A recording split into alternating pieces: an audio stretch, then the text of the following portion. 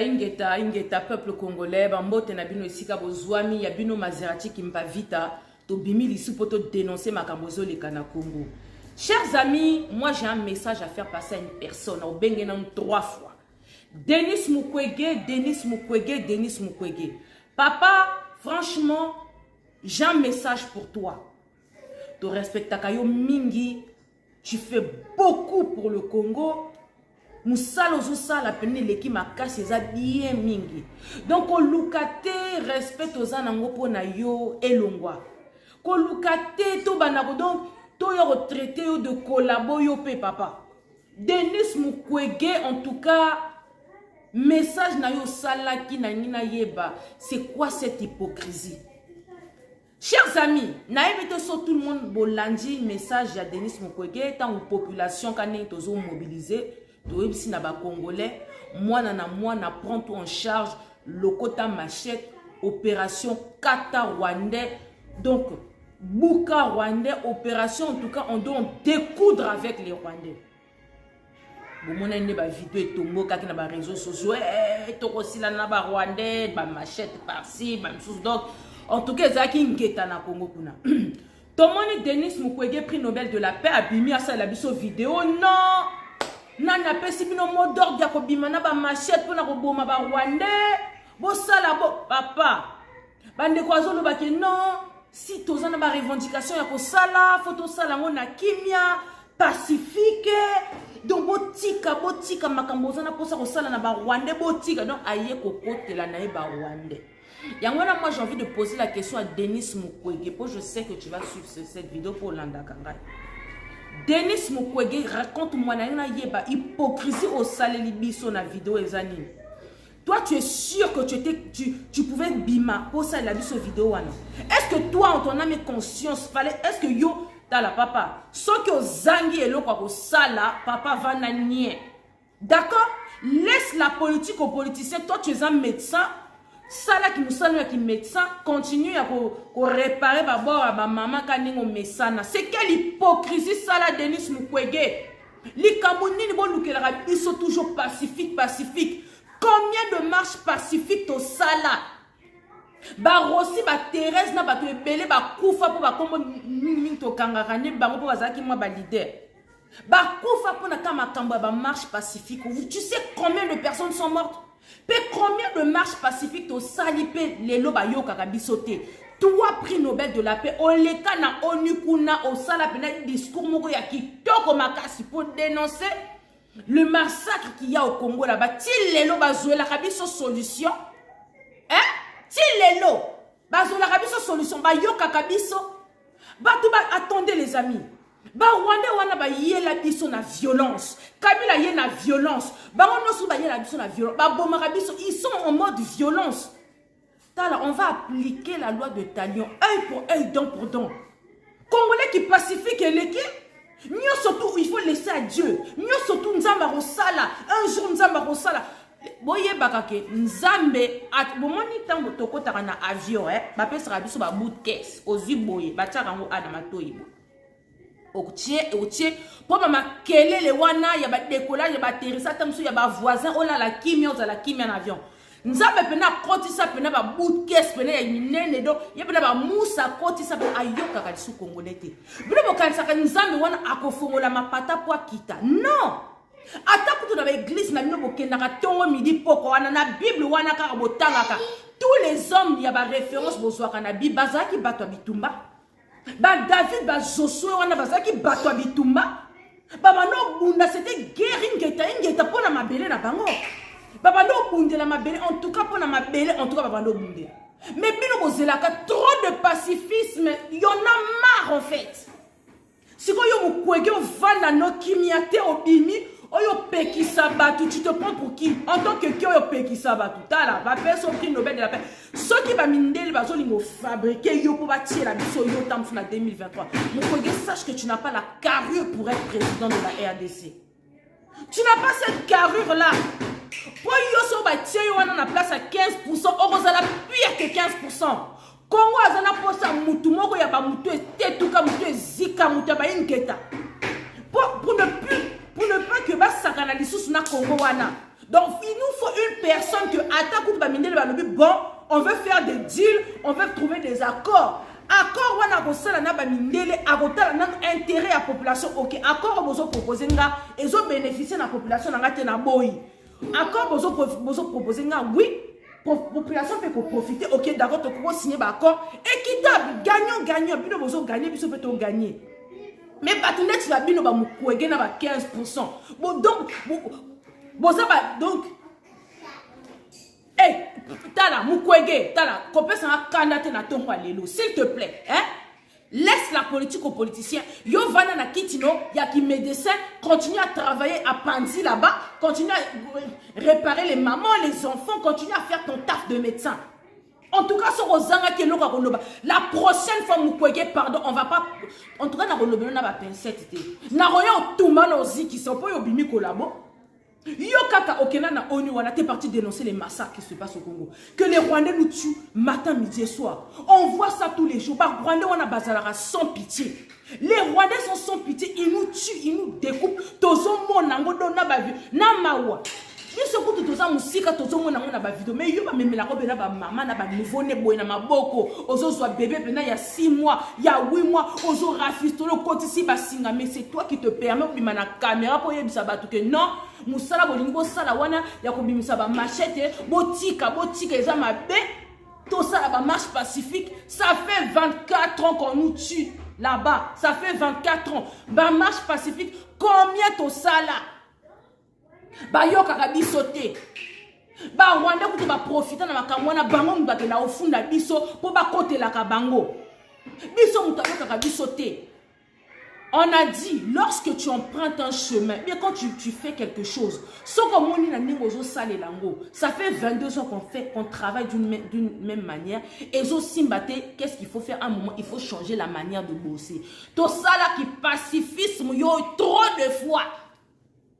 Aventurier à Tshisekedi dit papa Titi aïe la biso kama pacifique au moins en tout cas ba politicien nanga na beta moi t'accrocher pour les comment les nani o bakangi wana les mutu ya parlement de bu bakangi parce qu'apparemment yende mutazala qui commanditaire ya ba machette banine na repeta mino genèse ya solo mais je voulais juste parler juste un peu de ça après na kota genèse ya likambo. Bandeko, le gars là, comment on est là, de quoi fils Moukoko wana, la même famille wana, ba fils Moukoko et ba parlement debout, oh allez-y faire le sale boulot, mais à la fin, ceux qui yindi ba bois qui sera bango pour que fouta na prison kuna ba tombo ni mabo. Bile bo kan saka le monsieur wana, les talibans wana de parlement debout oh ba kangi apparemment yene mutu, après ça qui ba machette et pas ba taliban nyonso pour so ba moni opération kanga rwandais wana. Bile bo sûr que yemo ko muta lamu ki na tongo boya de raisonner ba jo pe sa ba machette. Non, le mot d'ordre venait de pas 15%.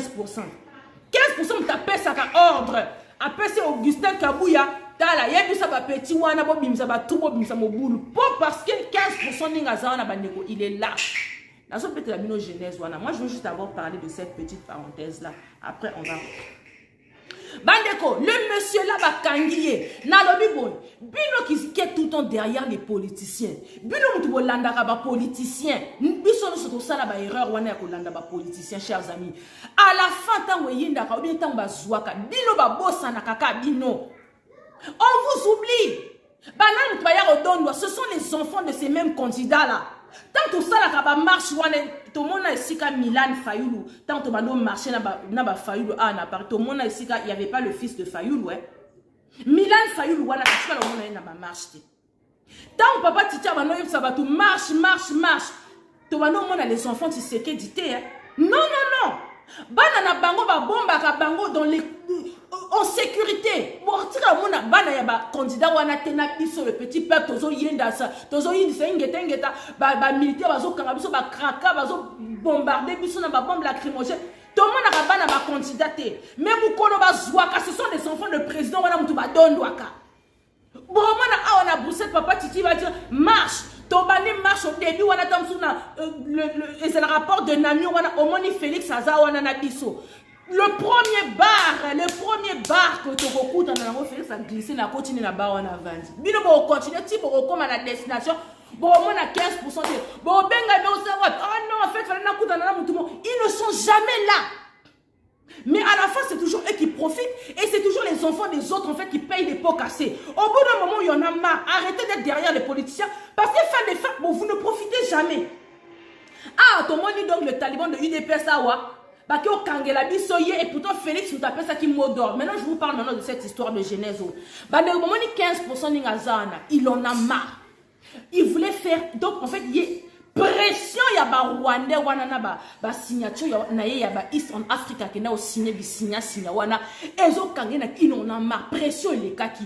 Donc il y a ce qu'on a l'occasion d'ingapela a créé rébellion, ba tikaye nanu a paix ma paix. Il en a marre en fait, pression il est kaki. Il y a ce qu'on a qui a bête à penza ba Rwanda loko moko boy po bois qui ça ba Rwanda. Mais 15% yo to yimsa ki yo so ko zolia nando ki zo fourchette ya mula yo lia. Yo zolia nando ki pena na sani moko poso bengi mon frère. Mon okosi il s'en 15%, on a place à Okimate. 15%, donc ils voulaient en fait tout lâcher. Les Rwandais, donc ce qu'on a Kimaki et Panam. Avant que signé na Kenya, qu'on n'a pas que Senga, ba force wana ba yo aider parce qu'il a signé d'autres accords wana parce que pour na makamu na ba ya Eastern Africa wana. Bandeko, Félix Akimi et pas Lorenzo. En tout cas, bon aider nga parce qu'il veut se débarrasser de Amoni Penzake. Asma ben l'équipe mingi bon moto comme yozo donc tango alobaki loritari tour amertume esprit wana kenda ki wana batay bongo mbwa ti lelo il réfléchit plus na évité ce que entre temps bazong c'est les mois bongo ngozong en place en tout cas il voulait lâcher les Rwandais en fait donc alina ça donc un truc moko boye donc qui pour avoir qui ça va Rwandais tout na musée 15%. Tout n'a musée ça la Kango. Lelo, il est 6 pieds sur terre. Et toi aussi, tu seras 6 pieds sur terre, 15%. Yo, tu dois mourir. Les pactes, les deals que tu es parti faire avec les Rwandais, Okosi Lisango. Ok? Ok? Tu es parti prendre le pouvoir au début du sang des Congolais. Okoku, Fapeka, Mama Kila, va Congolais, et gagne la canton, on dit pourquoi. Donc, les amis, 15%, ils voulaient lâcher les Rwandais pour amener qui trop, c'est trop, bah, Rwandais, bah, besoin, les accords, signa. Donc, il est parti voir Lorenzo. En tout cas, bon, aider, prêter une armée, yo, s'il te plaît, parce que là, j'en peux plus. Lorenzo est épicier. Félix, toi, tu es le traître de l'Afrique. Tu as trahi ta nation. Yo, limito côté là, yo. Lorenzo est épicier. Comment veux-tu que moi, je t'envoie, moi, mes troupes? Toi, aider, yo. Alors que toi, tu es comme ça avec les Rwandais. Yo, ba Rwandais, moutou ba tche yo wana. Au signé Bakona Rwandais, au Benga Baromba fait. C'est ta famille les Rwandais. Lorenzo, comment veux-tu que Nana soit ma troupe, Nana sacrifier ma troupe, mes enfants, ma patrie pour toi, alors que Batouana Bazana Yo, ce sont tes partenaires. Lorenzo est à la pardon. Kakaningo Banda qui n'a pas Rwandais, si ça n'a pas Rwandais, puis de toutes les façons, moi je suis en train de préparer mes élections ici. Là. On est en mode campagne électorale, donc Bendabika, donc pardon. Kendo si saka kaningo banda kendo si sana ba Rwandais. N'est pas ça qui est vertige, qui est pas Sassou. Nokona. Il est parti chez son tonton Nokona Sassou pour dire aider moi parce que je suis parti en Angola là-bas. Angola penza aboyi na ye aide-moi. Ça soit dit comment veux-tu qu'on t'aide? Comment veux-tu qu'on t'aide? Déjà officiellement Olobaka c'est ton frère. Dans la musique n'a pas européen la mine ba on a que non, yo na ba Kagame love il là où. Ça soit bien, mais comment veux-tu que moi je vienne intervenir? Parce que toi-même tu dis que Kagame c'est ton frère. Tu veux œuvrer pour la paix. Yona Kagame donc à la mort, à la vie, à la vie. Ça soit bien, mais comment veux-tu que moi aussi je te donne mes troupes en fait? T'es avec eux. C'est eux qui t'ont mis là, t'es avec eux. Moi je peux pas te donner mes troupes. Donc Bongi Sakaka. Ndega Bongi Saki, Kagame appelle ça qui a 5 conditions na binowana na Saki binowana. Nda bonnet ben la chose qui discute parce qu'il est au pied de awa na ebiso encore awa il n'en peut plus 15% qui mat on est pour qui mat on est pour tika peut pouvoir on te tika lâche parce que c'est un échec total mission na aussi au saliango déjà tu donc au ba Rwandais le ba comme na pembe na miso ba au pesa na crédibilité na ba Rwandais au bimi ça biso ba congolais baton maboma nda kenda ki kuna na Kenya kuna pour aller signer ba aider ba zo ba troupe il y a ba Tanzanie ba zo ba troupe il y a ba Burundi ba zo ba et pourtant il y a déjà les premières troupes qui sont au Congo on a côté ça à lequel ils sont solution en côté mais nda kenda signer kuna na Kenya kuna ba prêter bani bande konanga déjà les accords aussi que Félix est parti signer Félix le ba anglais Toi, tu parles anglais et tu comprends anglais. Biloko wana kokena au signé déjà tout était en anglais et l'autre mot traduit en français. Donc toujours mi signa. Bref, je ferme la parenthèse. Bandeko ndakena ko signé kuna ndebomoni que non, il faut déployer les armées wana ba en fort. Bandeko, maintenant regardez ndenge 15% la minute ndenge ba kotise na mutambo. Ake o signé biloko a signé kuna biso na bino to yebiti. Ake o signé ba accord bino na biso to yebiti. To moni ba vidéo no eza na ba réseau wana.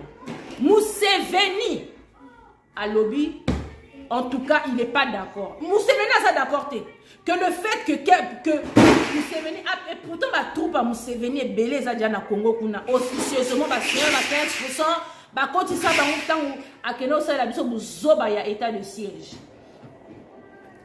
Mais les autres moni tant va signer makambo na bango na Kenya kuna to moni Museveni a bimi a sali vidéo à lobby, en tout cas lui il n'est pas d'accord que va prêter Félix armé parce que les Congolais en est irresponsables. 15%.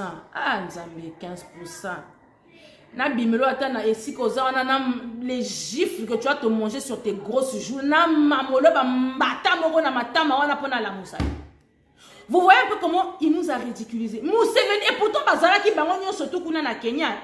Museveni azalaki wana, Kagame azalaki wana, le président Kenya azalaki wana, 15% azalaki wana. Ba signé bango nyonso. Mais après la signature, Museveni il vient parler à la télévision, il dit lui il n'est pas d'accord quand on voit ses troupes na Congo pour aller défendre les Congolais parce que biso ba Congolais toza ba irresponsable, to yelika masanga, kobina, ambiance basi, toza na ba richesse, tozo koka ko sécuriser biso moko ba richesse na biso te.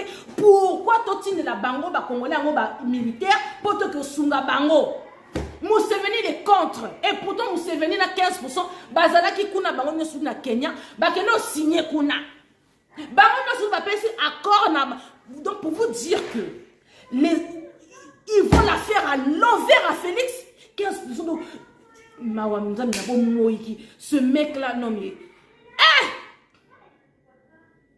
Bandeko, est-ce que je sais pas si tout le monde comprend ce que je suis en train d'expliquer. Vous allez expliquer en ressources na ba modèle moko que tout le monde doit comprendre. Museveni na ba 15% na ba Kagame bango nyonso bazalaki wapi na Kenya. Félix a sengi ba aide partout ba to ba boyi ba lobi non tu avec eux que no si sakana bango. Finalement akeka kuna ke lobakaka bo pesanga ka ba troupe na bino po to si sa guerre est na est. Les mêmes personnes qui nous tuent. Donc, Rwanda, ce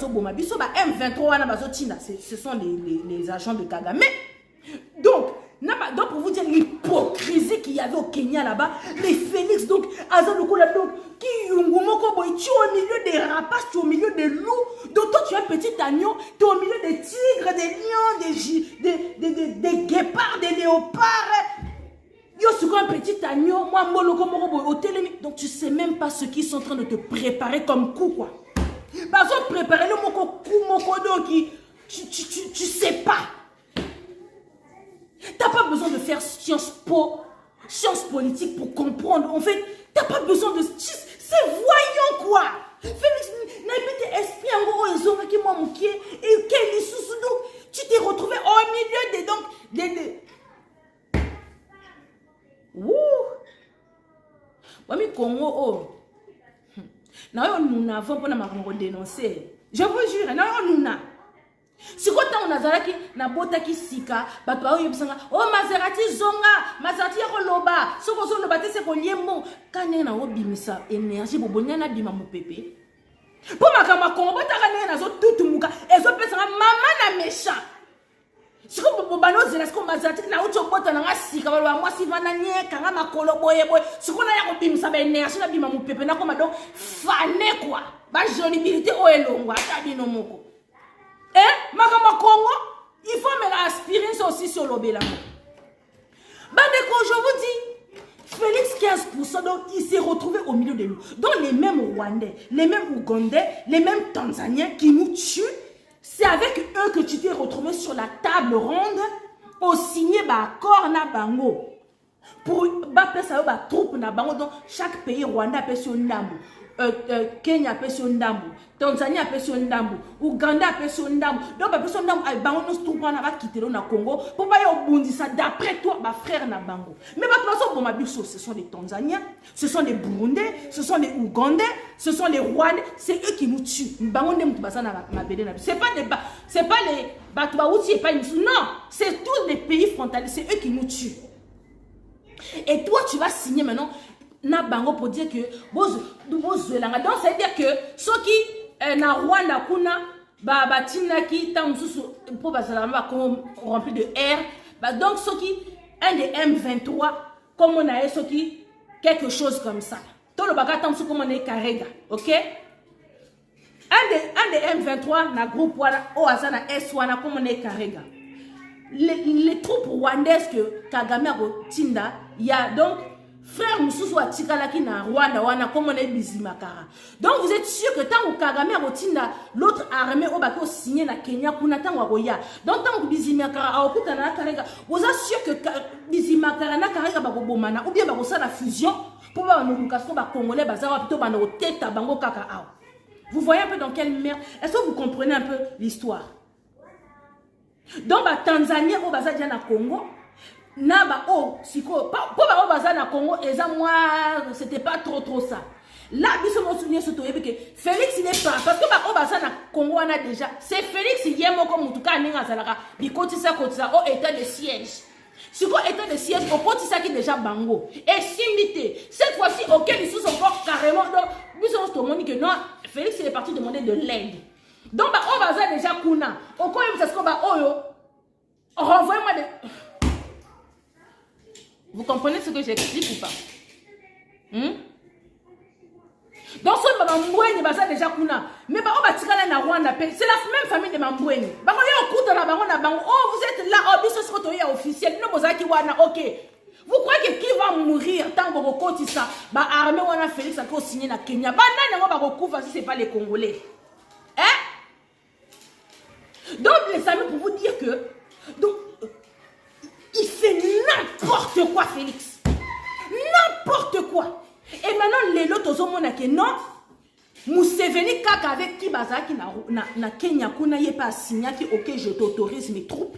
Tomoni donc bato ba retire ma signature. Pour ma quand Museveni l'a fait, c'est ce que Félix il avait fait, je retire ma signature. Ce que Museveni a lobby, je retire ma signature. Ayo lobake, il n'est pas d'accord que ba atteindre de la azoba troupe na yé. Banana yeba soldat na yeba que bunde la batumoko ba inconscient. Nous les Congolais tous ba inconscient. Il n'est pas d'accord. Tout le monde peut se couper na nini c'est où na Tanzanie pe. Un monsieur est sorti là-bas de la Tanzanie sur casa chef ceux qui sont ceux qui sont militaires. Le monsieur tanzanien et pourtant ba Tanzanien bango bazaki kuna na Kenya pour signer. Bon on a besoin bima moko na moko pour dire ah non nous on n'est pas d'accord. Tanzania peut pareil à Bimi, lui il veut pas aboy banana bango ba que kufa pour na ba irresponsable net ba congolais. Joël Konde. Yaya yom to salaka ba mixage ba vidéo.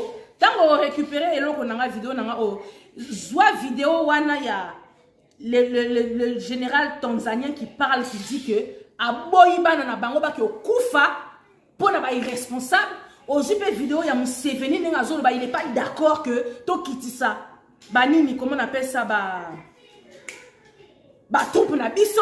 Aujourd'hui, vidéo, il y a Kagame qui dit franchement, il serait peut-être temps que les Congolais arrêtent d'accuser les autres, que les Congolais se prennent en charge. Bon, ce moment et si Félix a signé, les mêmes bateaux avec qui a signé, comme Obima, en fait, et pourtant, on va signer, mais non, on n'est pas d'accord. En gros, les Congolais, débrouillez-vous. Si quoi signature 15% yokena ko signer wana. Maintenant du coup ça sert à quoi?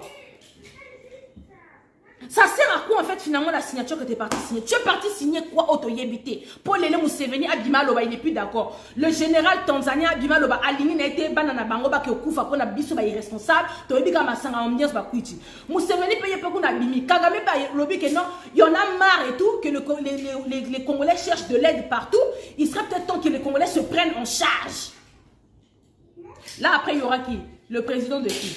Quel pays? Pour l'Afrique de l'Est, là, basé belé. Leur Ifton Africa, on a pas payé, basé à moi, belé. Maman, on a mort. Maintenant, tant que troupe, on a comme na Congo, tant que affrontement, les là, pour ba koutani entre frères.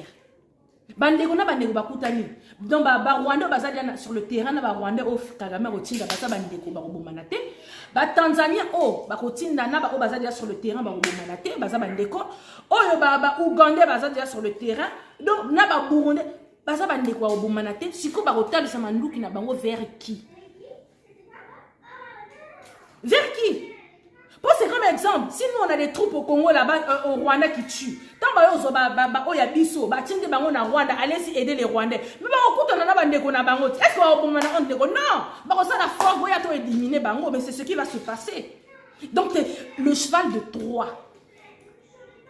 Ok, vous savez c'est quoi le cheval de Troie? Voilà en quoi Félix se retrouve. Toloba tolobate. Hein? Toloba tolobate.